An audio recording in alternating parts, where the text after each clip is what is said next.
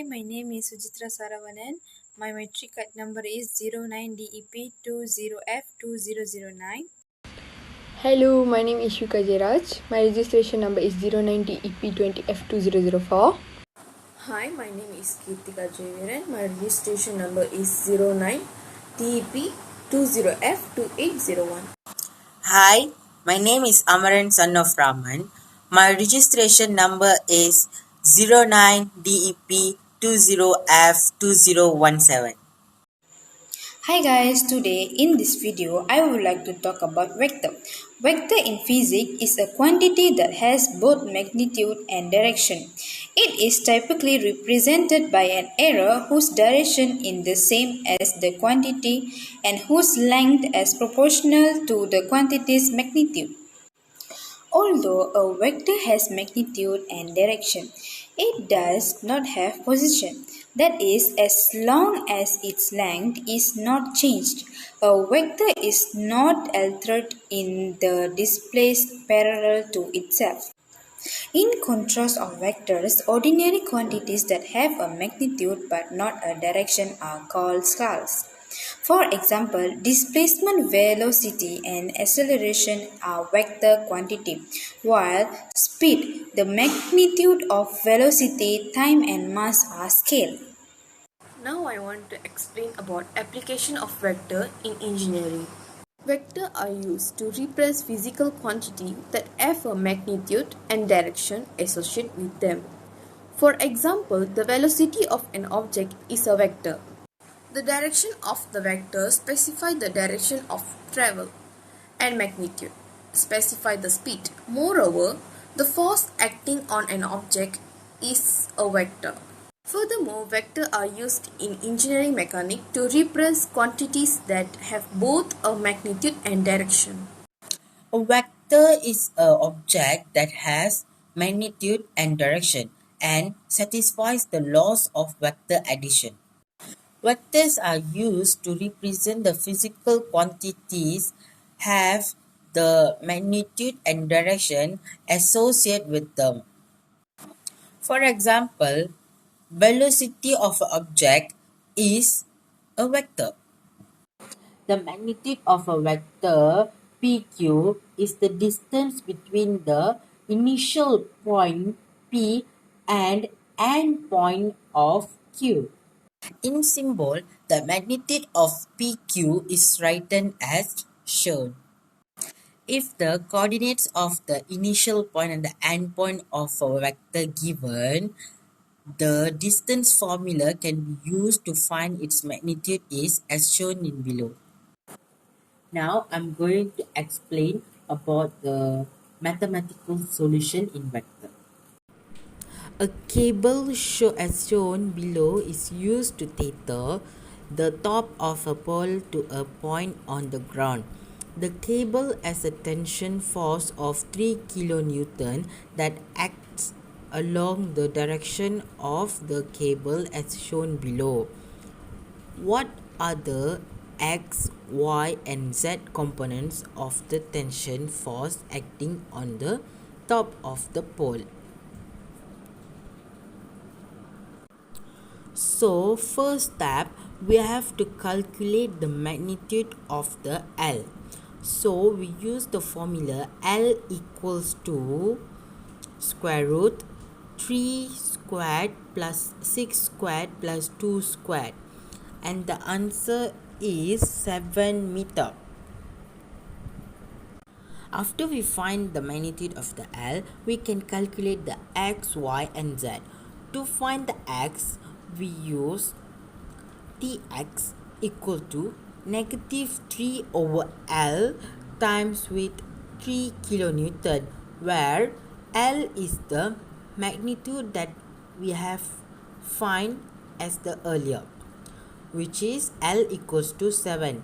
So negative 3 over 7 times 3 kilonewton, the answer will be negative 1.29 kilonewton. To find the Y, we use the same step, which is Ty equals to negative 6 over L times 3 kilonewton, where L equals to 7. The answer will be negative 2.57 kilonewton. And last, the Z. Tz equals to negative 2 over L times 3 kilonewton. And the answer will be negative 86 kilonewton. Conclusion of the vector. Vector mechanics is the vector in the science of mechanics. Mechanics is the science of motion and the study of the action of forces on bodies. Vector analysis is very important in many fields of engineering such as civil, structural, mechanical and electrical engineering. Scalar values such as mass and temperature convey only a magnitude, but vectors such as velocity employ both a magnitude and a direction. The dot product is a vector operation on two vectors that produces a scalar value. The dot product is used to find the angle between two vectors or to find the projection of a vector onto a line. The cross product is a vector operation on two vectors that produces another vector. The cross product may be used to calculate the moment of a force around a point at a given radius. Question 1. Determine the x and y components of the vector shown below. If you see there, there's a circle which is labeled as F equals to 300 Newton and angle of 40 degree. Now we have to find Fx and Fy. Fx will be horizontal and vertical will be Fy. So the hypotenuse will be 300 Newton and angle of 40 degree. Okay, let's go for the method. Now we have to find Fx, which is 300 cos bracket 40, you'll get 229.8 Newton, and Fy 300 sine 40 bracket equals to 192.8 Newton. So the final answer will be 229.8 and 192.8 Newton. This is the answer for the final answer. Okay, now I want to explain about question 2. That is, determine the x and y component of the vector shown below. So here they show a traffic light. So we have to calculate the x and y.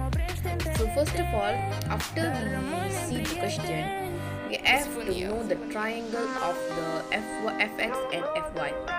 The degree that they give is 75 degree, and then fx is the horizontal line, fy is a vertical line. So for calculate the fx, we have to do 60c times by 75. So we get 58.0 lbs.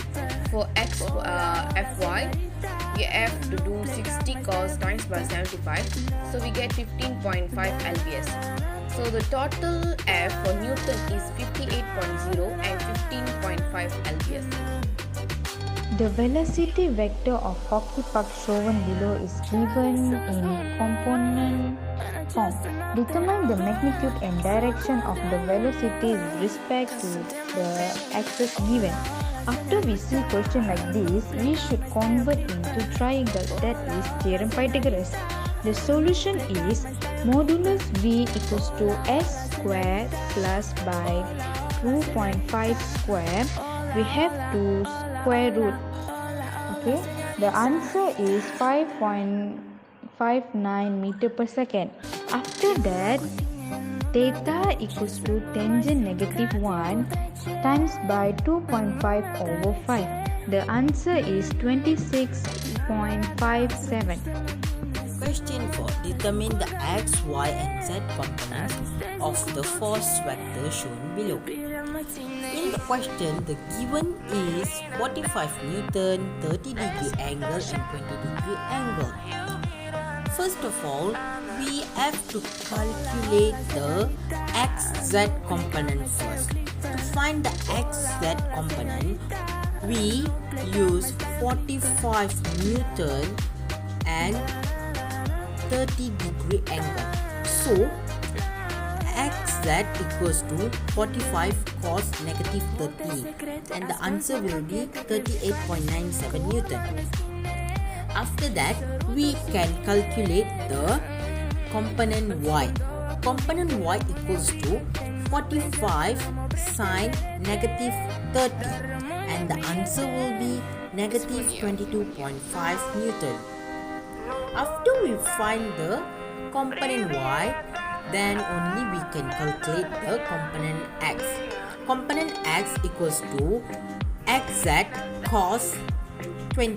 So x that we calculate in the earlier, which is 38.97 Newton cos 20, and the answer will be negative 36.62 Newton.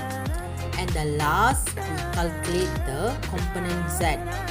Component z equals to xz sine 20.